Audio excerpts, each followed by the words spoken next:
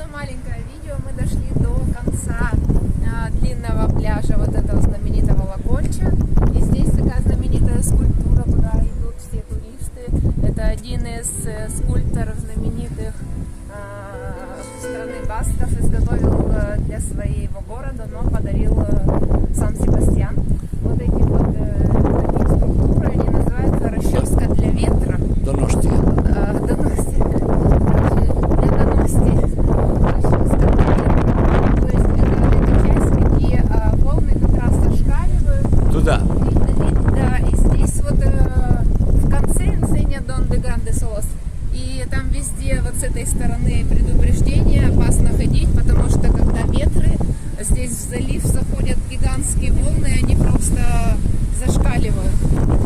Olas pasan por encima de esculturas. Olas. И волны, они покрывают вот эти вот скульптуры такой высоты.